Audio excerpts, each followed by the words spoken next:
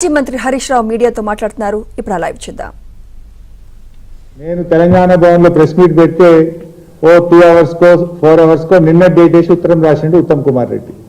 ఇవన్నీ వివరాలతో సహా ఎప్పుడు ఉత్తరం రిలీజ్ అవుతుంది, ఎందుకంటే నిన్న ఉత్తరం రాస్తే నేను రిలీజ్ చేయాలి కదా. నేను ప్రెస్ మీట్ పెట్టినాక రిలీజ్ చేసిన వెంటనే బ్యాక్ డేట్లో రాసినట్టు. సరే, ఆ రోజు మేము బనకచెర్ల వల్ల తెలంగాణకు ఎట్లా అన్యాయం జరుగుతుంది, బనకచెర్ల వల్ల గోదావరి నీళ్లు కూడా తెలంగాణకు ఎట్లా దక్కకుండా పోతాయో బీఆర్ఎస్ పార్టీ గట్టిగా పోరాటం చేసింది. మేము పోరాటం చేసినప్పుడు కేంద్ర ప్రభుత్వం అదే సమయంలో ఆంధ్రప్రదేశ్ తెలంగాణ ముఖ్యమంత్రులతో మీటింగ్ పెట్టింది. మేము ఆ రోజే చెప్పినాం, నువ్వు మీటింగ్కి వెళ్ళొద్దు, వెళ్తే అపెక్స్ కమిటీ మీటింగ్ వెళ్ళి తప్ప ఇలాంటి మీటింగ్లకు వెళితే తెలంగాణకు అన్యాయం జరుగుతుంది అని బీఆర్ఎస్ పార్టీ స్పష్టంగా చెప్పింది. రేవంత్ రెడ్డి కూడా నేను పోతలేను పోను అన్నాడు. రేపు మీటింగ్ అయితే ఇవాళ పొద్దుగాల కూడా పోనన్నాడు. కానీ ఈ లోపల ఏమైందో కొద్దిగా విమానం ఎక్కిండు, పోననుకుంటేనే తెల్లారిపోయి మీటింగ్ అటెండ్ అయింది. మరి ఆ రోజు మేము అడిగినాం, బీఆర్ఎస్ పార్టీ పోనన్నావు కదా ఎందుకు పోయినామని మేము ప్రశ్నించినాం. ఢిల్లీలో విలేకరులు కూడా అడిగింది, అడిగితే లేదో నేను సంతకమే పెట్టలేదు అన్నాడు. ఇదేదో ఏజెండాలో బంకచెర్ల ఐటమే లేదు అన్నాడు. పోననుకుంటా పోయి మీటింగ్లో కూర్చున్నాడు, సంతకం పెట్టా అనుకుంటా పోయి సంతకం పెట్టిండు. ఎజెండాలో బనకచెర్ల గోదావరి లేదని పచ్చి అబద్ధాలు మాట్లాడిండు. మేమేం చేసినాం, ఈ ఎజెండాను బట్టబయలు చేసినాం. అయ్యా రేవంత్ రెడ్డి నువ్వు అబద్ధాలు మాట్లాడుతున్నావు, ఇదే ఎజెండా అని చెప్పి ఎజెండా కాపీని బీఆర్ఎస్ పార్టీ బట్టబయలు చేసింది. ఇది 16/7/2025 నాడు ఢిల్లీలో ఇరు రాష్ట్రాల ముఖ్యమంత్రులతో కేంద్ర జలవనరుల శాఖ పెట్టిన మీటింగ్ ఎజెండా కాపీ ఇది. లేవా అరవై ఏం చూపిస్తలేదు తమ్ముడు, పెట్టుకోలేదా? సరే పర్లేదు. This the agenda copy. ఈ ఎజెండాలో మీరు చూడండి, ఫస్ట్ ఐటమే Godavari Banakacherla link project. The very first item Godavari Banakacherla link project. ఎజెండాలో లేదని ముఖ్యమంత్రి గారు విలేకరుల సమావేశంలో పచ్చి అబద్ధాలు మాట్లాడింది. ఆ వీడియో కూడా నేను మీకు చూపిస్తాను. అయితే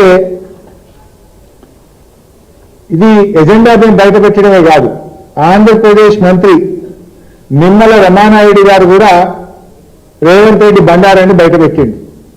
స్పష్టంగా నిమ్మల రమానాయుడు గారు బయటకు వచ్చి ఏం చెప్పిండు, ఆంధ్రప్రదేశ్ నీళ్ల మంత్రి బనకచెర్ల మీద చర్చ జరిగిందని, గోదావరి బనకచెర్ల ప్రాజెక్టు ముందుకు పోవడానికి ఏ రాష్ట్రాలు కలిసి కమిటీ వేసుకుంటున్నామని మీటింగ్లో నిర్ణయమైందని కూడా చెప్పిండు. ఏది, గోదావరి బనకచెర్ల ఇష్యూ పరిష్కారానికి ఏ రాష్ట్రాలు అధికారులతో ఒక కమిటీ వేసి దీన్ని మేము పరిష్కారం చేసుకొని ముందుకు పోతాము అని చెప్పి ఆంధ్రప్రదేశ్ నీళ్ల మంత్రి కుండబద్దలు కొట్టినట్టు రేవంత్ బండారాన్ని బయటపెట్టిండు. రేవంత్ ముఖం నల్ల ముఖమైంది. చేసిన సంకలన వచ్చి బంకచెర్లకు తల ఊపిండు. బయటకు వచ్చి ఇవన్నీ బయటకు వచ్చే వరకు లేదు నేను కమిటీకి ఒప్పుకోలే, కమిటీ అయ్యా అని బుకాయించిండు. కమిటీ అయ్యా అన్నాడు, కమిటీ అయ్యా అని బుకాయించిండు.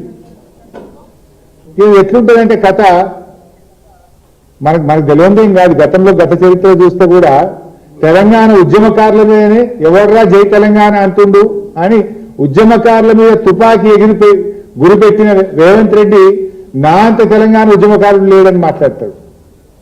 సోనియా గాంధీ గారిని పట్టుకొని బలిదేవతాన్ని తిట్టినటువంటి రేవంత్ రెడ్డి అసలు సోనియా గాంధీని దేవత, అసలు కాంగ్రెస్ కు నా అంత విధేయుడే లేడు అని మాట్లాడతాడు.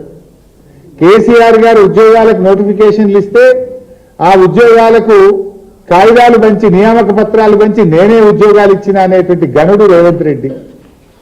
ఇప్పుడు బనకచెర్ల మీద అట్లా చేసిండు.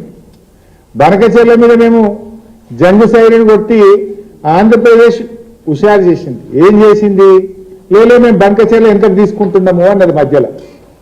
అది ఎందుకు వెనుకకు తీసుకున్నారు అనే కనీస సోయి కూడా ఈ ముఖ్యమంత్రికి లేదు, ఈ నీళ్ల మంత్రికి లేదు.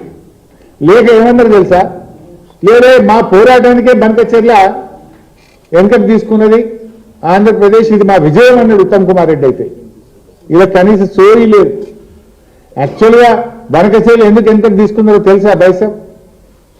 బనకచెర్ల అంటే గోదావరి బనకచెర్ల, అది లింకు. గోదావరి బనకచెర్ల లింకులో మీరు చూసినట్టయితే